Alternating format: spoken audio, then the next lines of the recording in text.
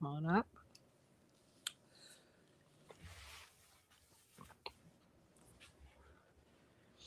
Hey, everybody. Welcome to the Santita Jackson Show here on AM 950 Radio, the voice of progressive Minnesota. It is a joy to be with you. I hope that you will meet me. I'm going to start again because I didn't want to hear that. So I'll start it in 30 seconds. Oh my gosh. Let me turn off my phone. It's been ringing like crazy. I might be coming up to Minneapolis, everybody. I think we're coming up that way.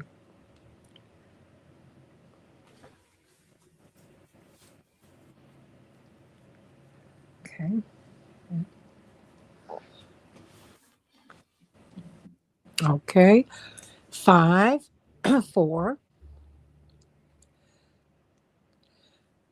Hey, everybody. Welcome to the Santita Jackson Show here on AM 950 Radio, the voice of progressive Minnesota. It is a joy to be with you. Such a blessing to share this time with you. We've got a lot to talk about. Things are moving quickly in Minneapolis. But is this the end? Is this the beginning of the end or the end of the beginning? When ICE came to Chicago, they got a tremendous amount of pushback. And they got the same in Minneapolis after two of their citizens were killed. Two of your citizens were killed, Renee Good and Alex Pretty. Remember the name of Keith Porter, who was killed on New Year's Eve by an off-duty ICE officer who felt that he or she was protecting their home complex. He was shooting the gun in the air, and he was shot to death by an ICE officer. And we've not heard much about that story, but you should keep his name uppermost in your mind. We need to ask questions about that. That having been said, now Tom Homan is in Minneapolis as we record this show. What will he say to Mayor Fry? What will he say to Governor Walz? What will he say to the Attorney General? Things have moved very, very swiftly. Commander Bavino has had to leave. Kristi Noem had a 2-hour meeting with the president. A lot of people are very, very angry. The overwhelming majority of Americans do not like how ICE is conducting its business. So what does that mean? In the meantime, we have got looming international issues. Aside from that, which is all the things that are happening in the United States, we're still looking at Iran. And if you read the international papers, it seems that we're edging closer and closer to war. That is to say, the United States. What will that mean? And why? Why is this our concern? Everybody, reach out to me on my social media, Santita Jackson and Friends on Facebook, the Santita Jackson Show here on YouTube, the Santita at Santita J on X, and the Santita Jackson Show on X, Santita Jackson IG, and Santita Jackson on Blue Sky. So meet me. Let's talk about this. Let's talk about what's happening in Minneapolis and what the fallout of that means. What do you think, everybody? How do you think the president is handling this? What do you think the fallout will be? What do you think the fallout will be? Will people join Congresswoman Robin Kelly? And as she has filed articles of impeachment on Kristi Noem, the Homeland Security Secretary. What's going to happen there? What's going to happen there? Will she resign? I want to know. What are your thoughts? And what does this mean for ICE and police surveillance and this policing that we're seeing all over the country? How has this changed Americans' thinking? Have we learned any lessons from any of this?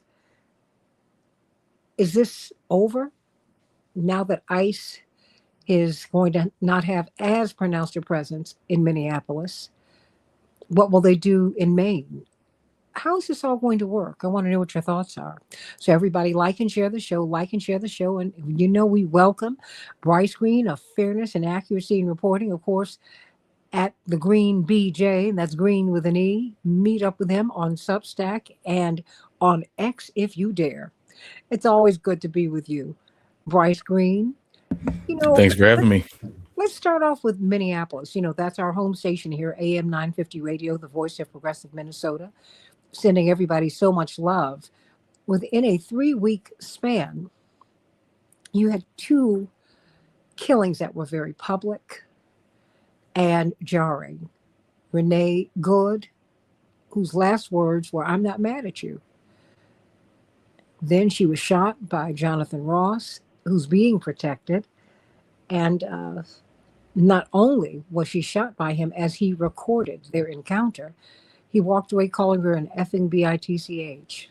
Wow. How does that work? And then it turns out in both instances, Homeland Security did not tell the truth.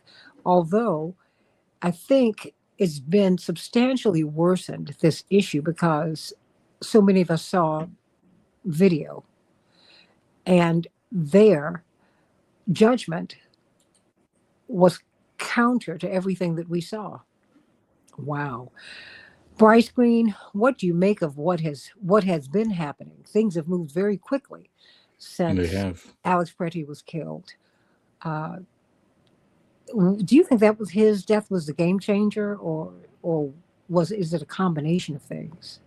Well, certainly not a game changer. In fact, the game hasn't really been changed all that much yet. Hmm. We talk about the reaction of a Bovino being sidelined and expected to retire soon or going back to his former job or whatever.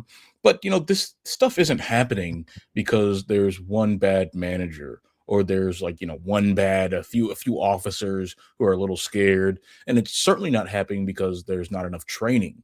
It's happening because this is the plan. This is a design coming from straight from the top, including Nome, including Stephen Miller, including Trump himself, to the extent that he's present and cognizant of what's going on. This is a plan to terrorize Minneapolis, to terrorize other cities around the country, in order to implement a racist agenda, train up a paramilitary force that's able to operate outside of the law and with impunity from the law, and to deploy that force against political opponents. Immigration is being used as the pretext for all of this, but I mean, anyone with the brain can see right through it. Where do most of the immigrants live? Certainly not Minneapolis, Minnesota. Certainly not.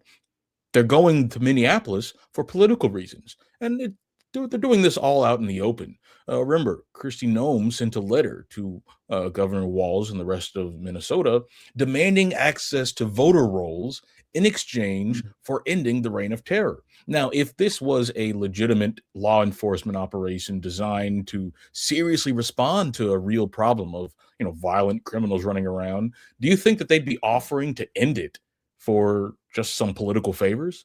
Hmm. Absolutely not.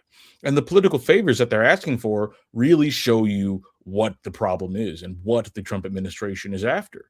In addition to the general terror campaign that'll, invigorate these paramilitary forces, they're also looking to bolster their claims about election fraud.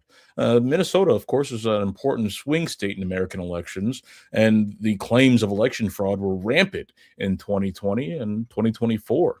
And the Trump administration would love the opportunity to get more information that they could use and disseminate and manipulate in order to boost that narrative. And so that's what this is all about. A paramilitary force is being used to essentially extort sensitive state data that can be used by the federal government for essentially election rigging, anti-democratic practices, stuff that the Trump administration, as we all know, is famous for. So the tide hasn't turned. Another murder without any sort of accountability. Maybe you have Trump calling for an investigation. I believe he said that he wants an honest inquiry into the killing, but that doesn't mean anything. We've seen clearly that this administration and the Homeland Security apparatus writ large has no interest in following the law, and we're seeing what that mentality looks like when stress test. Because ordinarily people would say, "Oh, go to a judge, file a lawsuit, get the case, get an injunction." Oh, well, they can just ignore it. They can just ignore it. And who's going to stop them? Who's going to stop them when they refuse to release an American citizen who they abducted? Who's going to stop them when a judge says that they can no longer pepper spray civilians, and they continue to do so. Who's going to stop them? No one. I mean, they're the federal government. They can do whatever they want. And so the more and more this goes on, the darker and deeper we slide into this really fascist abyss. And there doesn't seem to be anyone doing anything serious to get us out of it. I mean, even the Democrats, who are the opposition party, so to speak, aren't really doing much to oppose it. In fact, memos are circulating among Democratic officials and party elites that they should not be fully attacking ICE. They should not be calling for the defunding of ICE. They should not be calling for ICE to be abolished. They should instead call for more training, which means more funding for ICE. It's insanity, but that's what we have. We're talking with Bryce Green about Minnesota, about Minneapolis, about ICE, about Maine, about Chicago, about the country. We're watching what some are in the corporate media are calling a dialing down and a cooling of tensions. But is that what's really happening here? It seems to me, Bryce Green, that ICE, wherever they have been deployed, they have been deliberately provocative, very aggressive. And I can't help but feel when people say that they're not trained, I said, no, I think they are trained.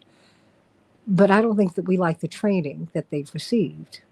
What say you? No, I think you're exactly right. I mean, these people have the train. I mean, the people who killed Renee Good and Alex Preddy, they're not new guys. They're not new guys on the field who were just recruited and thrown in some, like, 5-day camp and handed a gun. These are veterans of the force. These are people who have been with ICE or Border Patrol for years. This isn't an issue of training. Now, although the problem of the recruitment is something that ought to be discussed, the fact is, the Department of Homeland Security is recruiting people through the use of highly incendiary, often very racist memes, imagery, and posters. They're doing this deliberately because anyone who would appeal or who that would appeal to is exactly the kind of person who has no scruples about, beating up protesters or pepper spraying people or using a tiny child as bait so they can abduct their father. The people who respond to the sorts of calls to action that DHS is putting out, I mean, they're going to be the people who are going to be.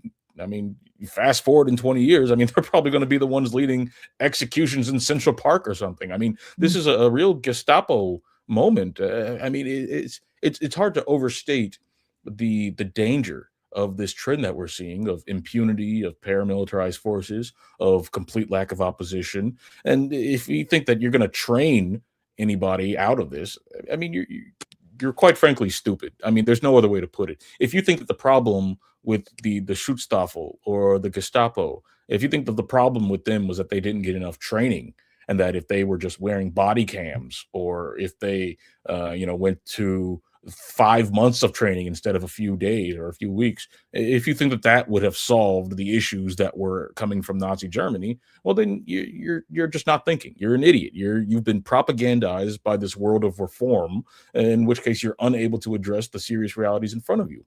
The only solution to this is that ICE must be abolished. It must be dismantled. And people balk at that idea, but most people don't seem to understand that ICE is younger than me. Like I'm only 27 years old, and ICE is younger than me. The Department of Homeland Security is younger than me. All of these developments, all of this securitization, ostensibly in response to terrorism or domestic terrorism, all of that securitization happened recently in the last 2 decades and can be undone if there's the political will to do so. The problem is that there is no political will to do so, and there hasn't been. Since DHS was created, since ICE was created, the Republicans have increased their funding dramatically, and then the Democrats increased their funding dramatically. Then Republicans again increased their funding, and the Democrats again increased their funding, and now we're here. And now Democrats are saying, well, we don't want to decrease funding. Well, that's not a really serious proposition. That's really just encouraging these people, these freaks who really want to control all life in America. It's running cover for them. And I don't think that we should take it any longer. The plan that Chuck Schumer and the gang seem to have to shut down the government and not give any funding to ICE, it's promising. It's a step in the right direction, but it looks like that's going to be able to be uh, pacified by the Trump administration before it even happens. We'll see. It's not clear what their plan is. It's not clear to what extent the Democrats have the guts to actually stand up to Trump in any serious way.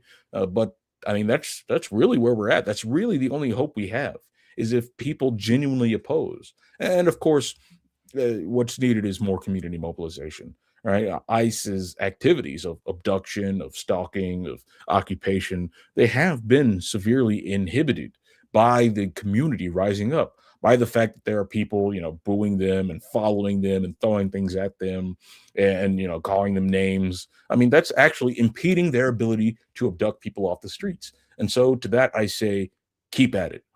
The more of that, the better. The more people are standing up and fighting back and actually engaging with their community when it's under attack, the better. That combined with serious action from politicos might get us off of this fascist road that we're going down, and that's thinking optimistically. Well, what do you make of this call by the Attorney General for the voter rolls in Minnesota? If you give me the voter rolls, then I'll remove ICE. But she didn't stop there.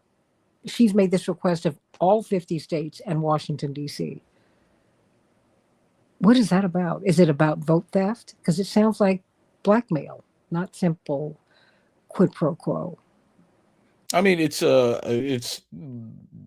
less akin to blackmail and more akin to actual robbery. I mean, it's the quintessential situation of having a gun to your head and having someone demanding that you empty your pockets. Right now, Minneapolis has a gun pointed at its head, literally several guns pointed at several heads. And the federal government is saying, well, no one's going to get hurt if you just give us those voter rolls.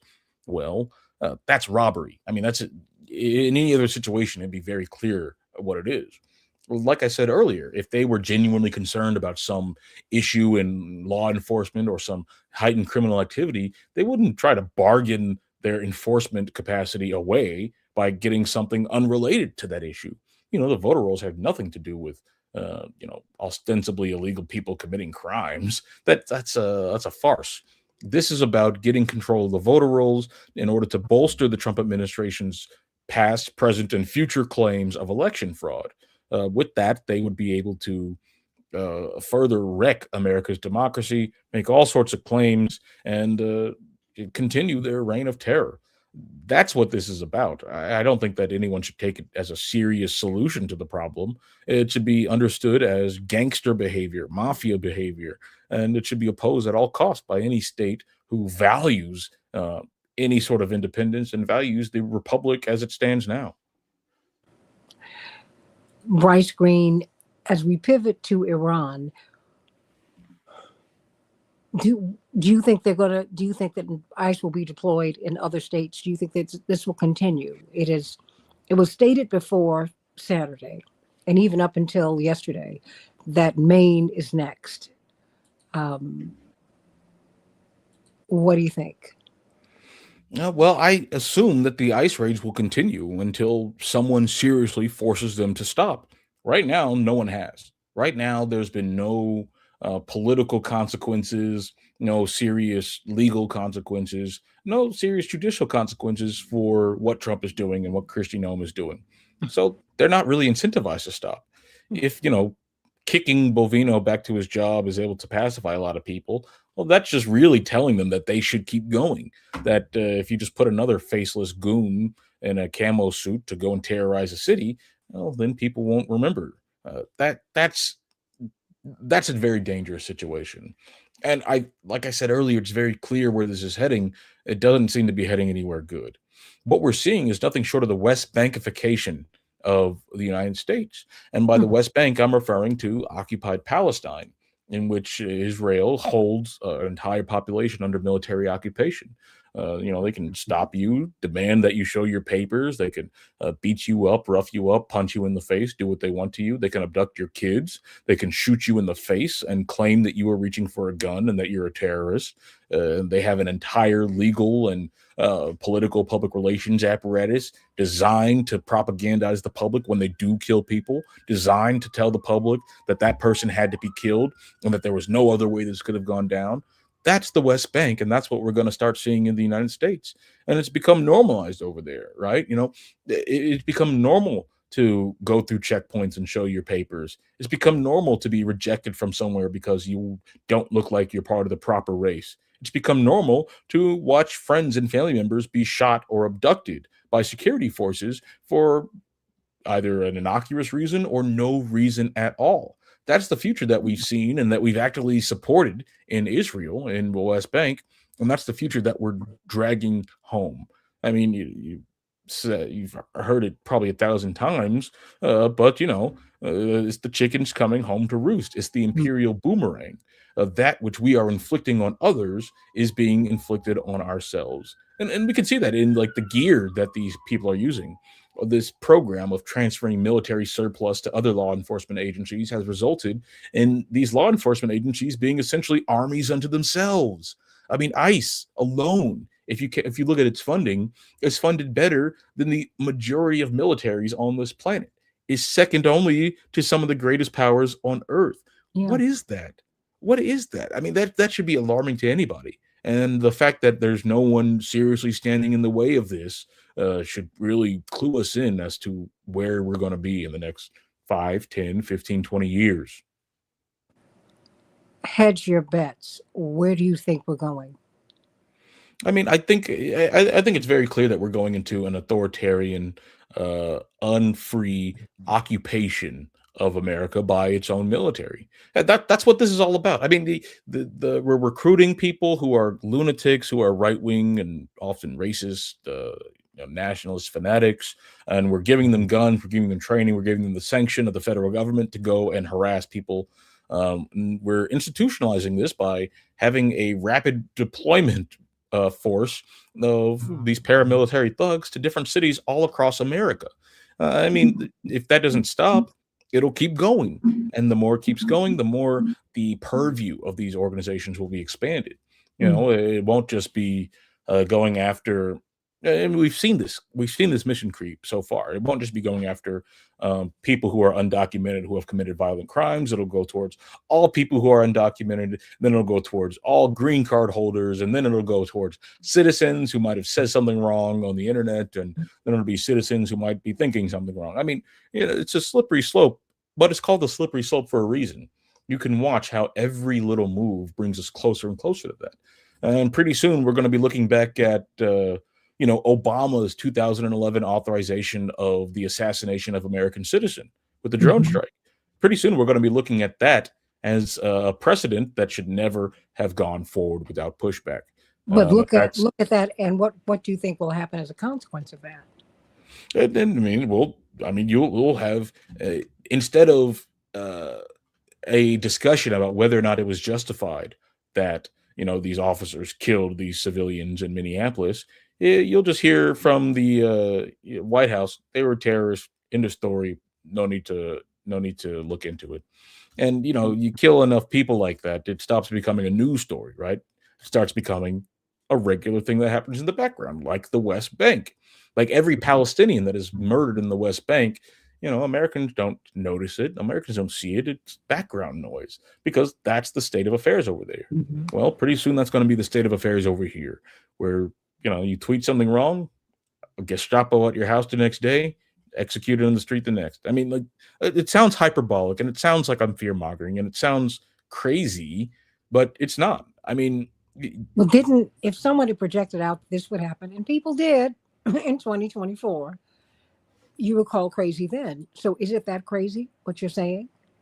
No, absolutely not. I think one example historically that gives us insight into the speed with which things can rapidly deteriorate in a democratic country.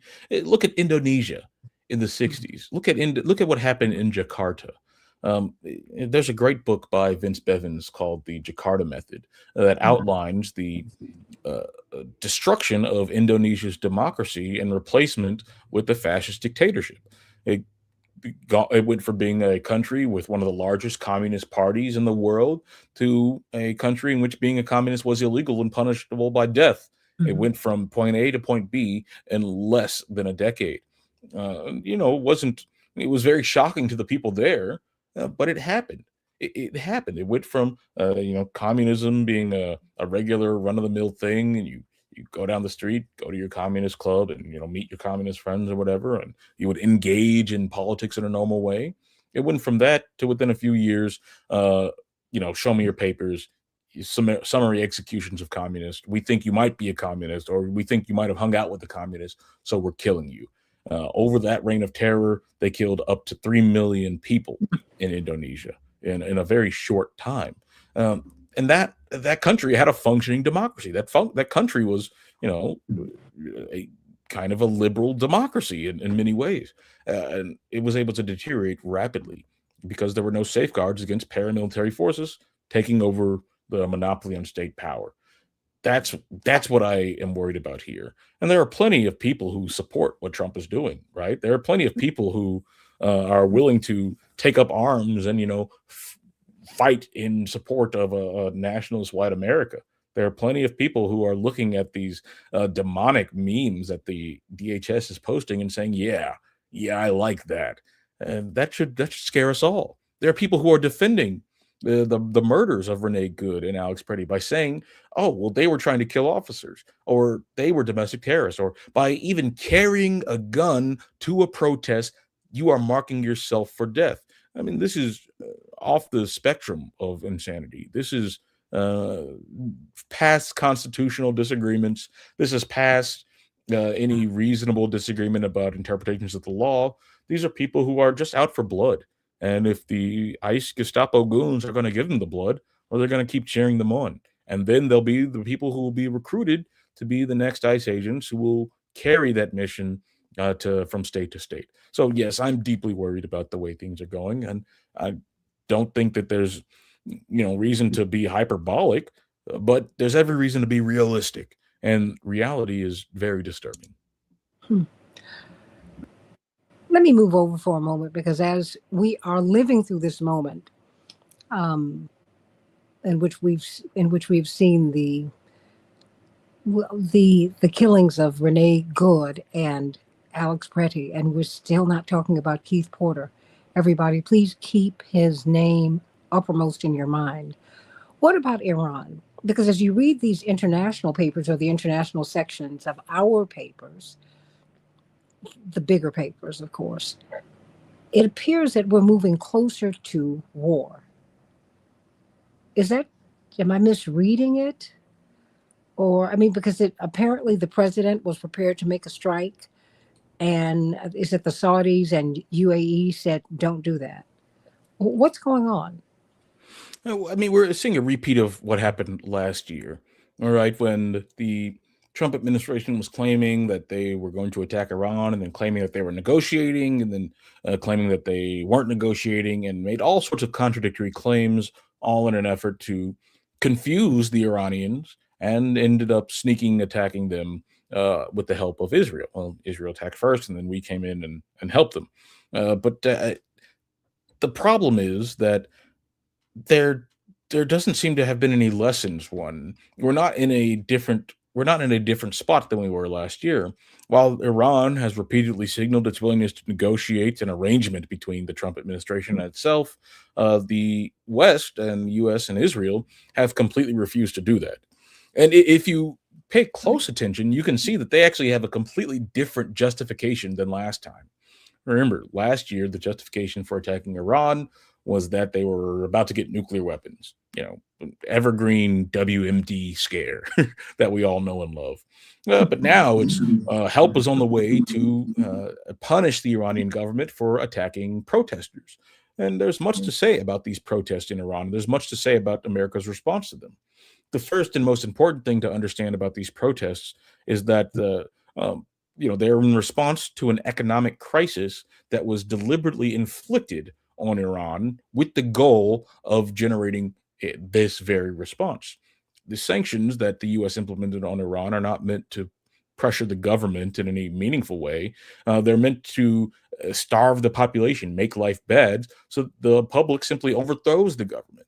And so any protest about the economic state of Iran must also, by definition, be understood as a result of Western policy. Now we have even deeper information about the involvement in the protest in Iran. For one, after the Iranians turned the internet off, the Iranians were able to use Starlink, which Mhm. is straight from the American security state. Elon Musk's Starlink was actively assisted by the State Department in its smuggling of Starlink terminals into Iran. Now, thousands of them were smuggled. That's a pretty big operation. If you're Iranian, you can't just get that. And so most of the information coming out of Iran during these protests were coming through either people directly linked to this CIA, Elon Musk, State Department network through which you could get a Starlink, or they were linked to people who were linked to them. And in that case, you should really be questioning the information that's coming out of there, and especially these outrageous death tolls that are completely unsubstantiated, but supported by these same networks. Now, one of the other aspects of these protests that really does not get discussed enough is the fact that the CIA and Mossad were openly claiming that they were involved in these protests. And this is borne out by the fact that many people on the ground, and there's video evidence to substantiate this.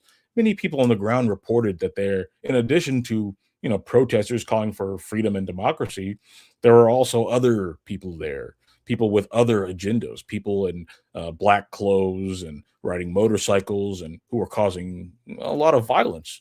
And we see the number of security officials killed indicates that there were coordinated attacks in many cities across Iran against security forces, done almost certainly with the goal of provoking greater violence against the public, in order to then send out the information about the state violence to Western allies, who would then see that and then intervene.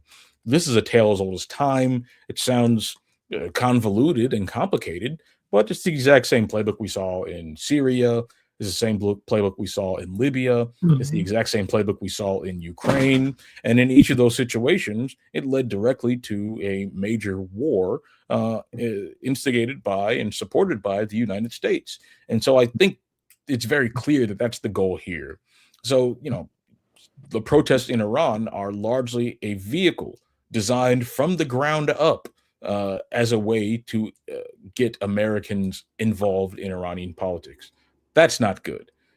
For all the people in Iran who genuinely oppose their government and also oppose Western intervention, I mean, they don't really have a say in how that works. I mean, you can protest a government and wish that it won't be overthrown by the Western jackals, who are the usual suspects. That has no effect on whether or not it is, in fact, the jackals who overthrow your government. Mhm. And that seems to be what's going on here. The Trump administration is using this humanitarian intervention rhetoric to justify a massive buildup, including, aircraft carriers, the USS Abraham Lincoln there. They're using that to justify a massive buildup, saying help is on the way to the people of Iran, saying, keep protesting, people of Iran. We're coming to help you. Well, what they mean is that they're going to bomb their country and blow it up. It's one of the many, many instances of American foreign policy saying that we can save these people by bombing them. But it's never worked a single time. It's not going to work this time. And the only reason that they're trying to tell it to you this time is because they are either themselves very stupid, or they think you are very stupid. But, in either case, you shouldn't listen to them. Bryce, what do you think? Do you think that Iran will be calmed down, or do you see conflict on the horizon? I see conflict. I mean, I would love to imagine there being a way to de-escalate this situation, but there doesn't seem to be. Well, to be clear, there is certainly a steps that Trump and his administration could take to de-escalate the situation. One Mhm. would be to end these crushing sanctions on Iran. Another would be to return to the negotiating table to talk seriously about a nuclear deal that involves cooperation between the West and Iran. And this is something that Iran wants a great deal. They've been working quite diligently for the last decade since Trump pulled out of the Iran nuclear deal. They've been working deeply, trying to get a new version of this deal, trying to improve relations with the West. They did this with the first Trump administration after the Mhm. maximum pressure campaign, even after Trump murdered Qasem Soleimani, his the basically the Iranian vice president or one of the figures akin to the vice president. They did this during the Biden administration, and Biden had an advisor, Richard Nephew, who was not interested in dealing with Iran, thus keeping this crisis situation alive until they threw the election and gave it back to Trump again, who is now implementing a deeper maximum pressure campaign, supported Israel and bombed Iran during the 12 Days War, refused to negotiate in the year since that war, and is now moving aircraft carriers to attack again. In fact, there's a lot of reports about different military planes being uh, sent to the region to supply air defense missiles. Given that if the U.S. attacks Iran, America's bases in the region will also be targets by Iran. And so this is an all-around highly escalatory, highly inflammatory situation. And the only people who could reverse this is the United States, but they have no interest in doing so. In part because they are warmongering, in part because they are controlled in part by Israeli interests, and they're also warmongering. None of these trends seem to be changing, and so I think conflict is on the horizon. How long will it last? How deep will it go? That remains to be seen, but it's certainly not going to be pretty, and people should be prepared. Do you think that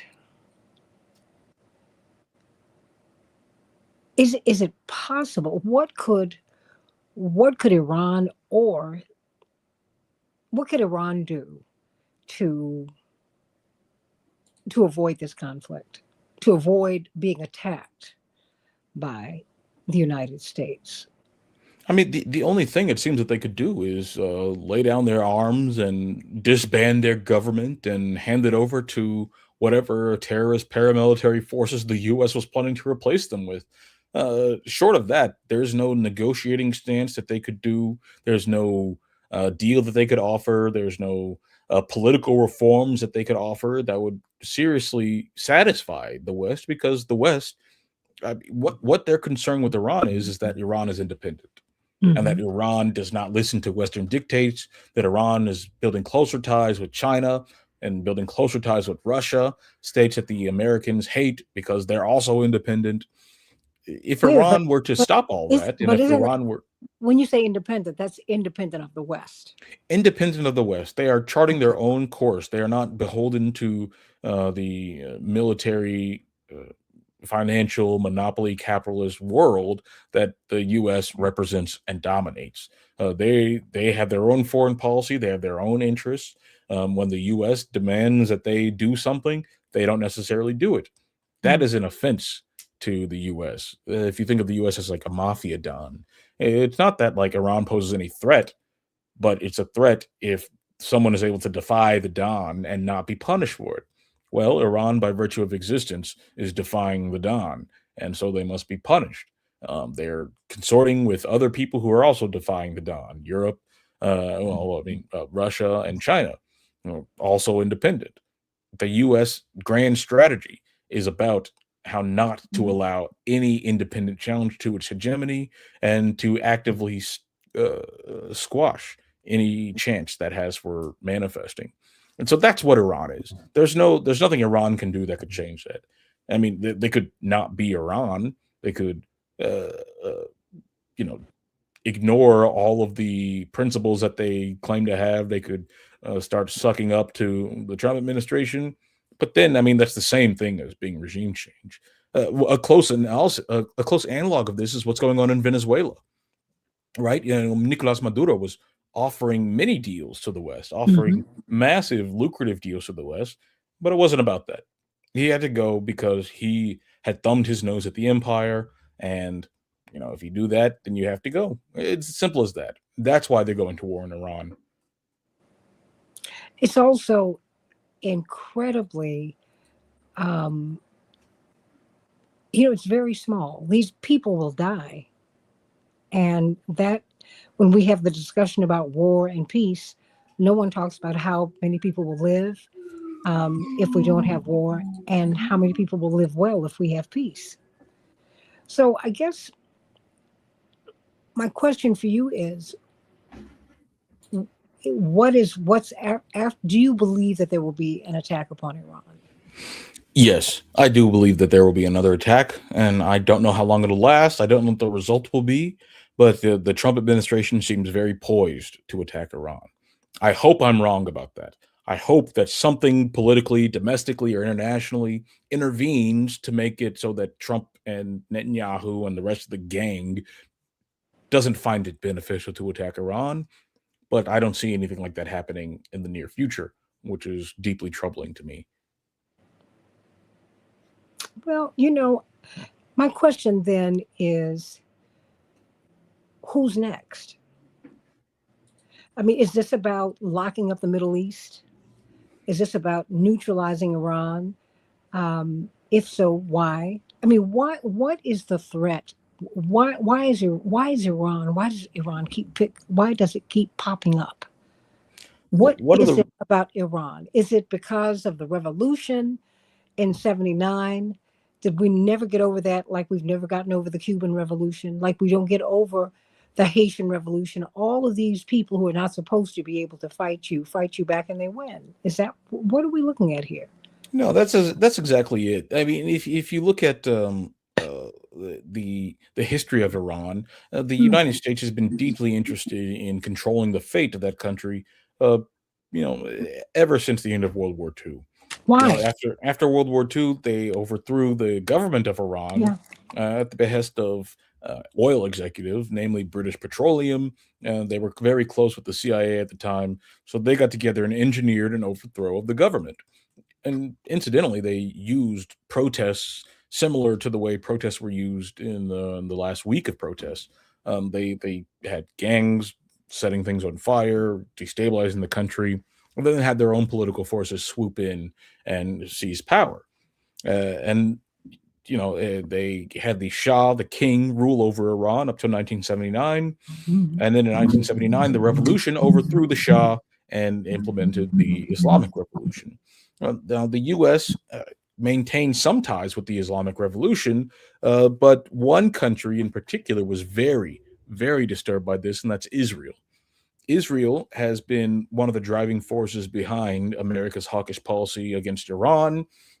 In fact, you can read about the redirection after the U.S. invasion of Iraq from uh, attacking Iraq and Afghanistan and redirecting American troops to attack Iran. It's a the goal is to ensure that American primacy in that region is unchallenged and that Israeli quote unquote security, I say quote unquote because it's not really security, but Israeli security is enhanced by uh, removing any potential rival to Israeli supremacy in that region. That's why they're attacking it. I mean, there's questions about their oil and about their natural resources, and all of that certainly plays a role.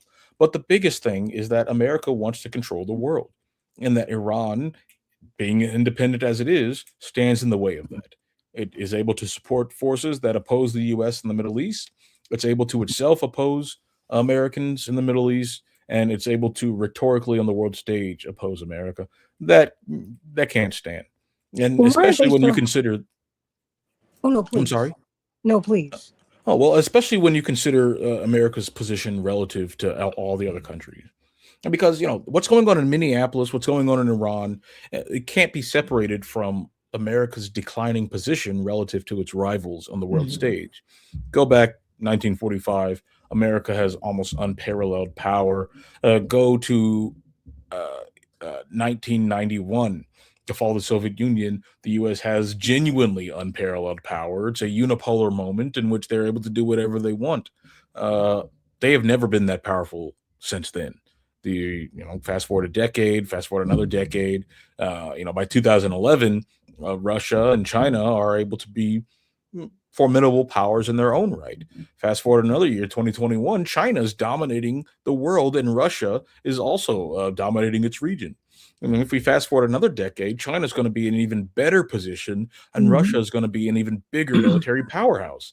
America, in all of this time, has only been declining in power. And so the powers that be understand that it's a kind of a now or never moment, right? If you want to go after Iran, it's best to do it as soon as possible so that in 5 years, when all these other countries are stronger relative to the United States, you won't have to fight them. It's easier to do things now than it will be later because time is not on our side. That I think is the key thing that's driving both the increased repression at home and also increased militarism abroad. I mean, that's why we're seeing this talk about Greenland.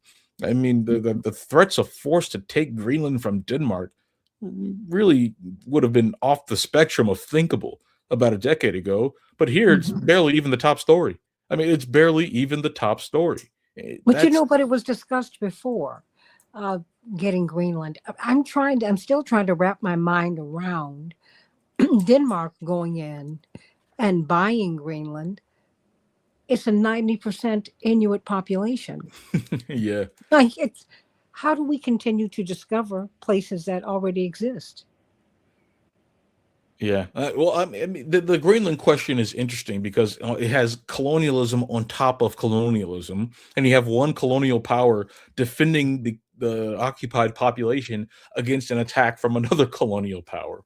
The Danes are certainly not to be lauded for their colonization of Greenland, but they're certainly not using it for the military purposes that the Americans want to use it for. And I mean, that's why America wants to take it. America wants Greenland to be a pawn, to be part of this global war against China and Russia. And you can read about it in Pentagon documents. As the Arctic Mhm. melts, that opens up many new Mhm. sea lanes between Russia and China and the United States, sea lanes that need to be dominated by the West if they're to maintain what's left of their primacy and their hegemony. If Russia is able to go in the Arctic unchallenged, well, then that would be a problem for the U.S. In 2019, the Rand Corporation was putting together ways in which they could overextend Russia. And one of the ways that they suggested was to increase the militarization of the Arctic in order to provoke Russia to also militarize the Arctic in defense and response. That seems to be what Greenland was about. It seems to be, in part, what Panama was about. It seems to be what a lot of these different Trump administration moves are about. They might seem incoherent or silly or stupid, but there's a logic to that, and that logic Yes. is imperialism. Well, because he's not stupid. He is someone who has traveled the world. And he understands how all of this works, Bryce. I mean, he had one of the finest teachers. I didn't like his methods, didn't like his attitudes, his dispositions, but Roy Cohn, who was sat on the HUAC committee, House Un-American committee, and helped to lead us, I think, into and through a very dark period. So my question for you is, okay, what do we want in Iran? Regime change? I mean, government change. I hate using the term regime, but what is the end game, and who It's regime really change. benefits? Okay. It's regime change. They want the current Iranian government gone and replaced with people who will allow the West to do what they want. And they want the people who will allow the West to dictate where their oil goes. They want people to dictate what military alliances Iran has. They want people who will allow Western investors to go in and buy up Iranian resources. And most of all, they want someone who will not ally with the great enemy, Russia and China. That's what they want in Iran. And the liberals in Iran who are deeply marginalized and don't really have an organized bloc. The people who want regime change in Iran and to replace by a genuine, nice liberal democracy, Yeah. well, I mean, they're overshadowed by the people who want to regime change Iran and replace it with a American-backed corporatocracy. And Didn't so we the liberal, overthrow their democracy? and install We the. overthrew their democracy. And it's ironic that some people believe that the people who overthrew Iranian democracy, 70 years ago, are going to be able to provide serious democracy today. I Well, mean, it's really not a well, serious notion, but the fact that people take it seriously means we got to talk about it. but would you explain how you lead a revolution from Virginia, the Uh, Shah's, the Crown Prince? How is that supposed to work? so, as I understand it, the way it's supposed to work is that he's supposed to go on television and tell Iranians to go protest. Meanwhile, he stays safe, and while the Iranians go protest, believing that they have someone on their side, they get nothing. And even if they succeeded in protesting, they would be cast aside, and they'd have a king. Which, I mean, if you believe that a king is what you're really fighting for, if you believe that your revolution is going to install a king and that's gonna solve your problems, I don't think that that's a serious that's not a serious proposition. I mean, I'm No, sorry, I'm laughing, but it's no, just so no. goofy. But so It, many people genuinely believe it, and that's some of the driving force behind a lot of this anti-Iran propaganda. Much of but the diaspora in Iran, like the yeah, Iranian diaspora, a lot of them are deeply right wing and very much in favor of U.S. intervention in their country. The well, they're same the way a ones lot who of are the Cuban here. diaspora was, and the same way Yeah, the Venezuelan diaspora is, and the and same the way a people lot. who are here. I mean, they tend to be. They're the right wing, not those millions of people who were choked out of Venezuela, but the people we see cheering in Miami. They're the right wing. They're the reason they had the revolution in the first place. Exactly, exactly. I mean, it's a total farce, and really, I understand the impulses of people who hate to see protesters attacked and hate to see any sort of oppressive government do anything against its citizens. And this is, to be clear, the correct impulse to have. But the material reality on the ground is that a lot of these protests and a lot of the response are a result of direct U.S. intervention and sponsorship. And if you care about Iran, and if you really want Iran to be a freer, open, and safer society, the best thing that you can ask for is for Western countries to end their sanctions, because the sanctions are what's driving the economic problems, which, the downstream from that are the political problems. Mhm. If you wanted to solve the political problems, so stop inflicting the economic damage, and maybe they'd be able to figure something out for themselves. Uh, Beyond that, then you're actually just making them worse. And your calls for a free Iran are genuinely there just to endorse and to support Western intervention.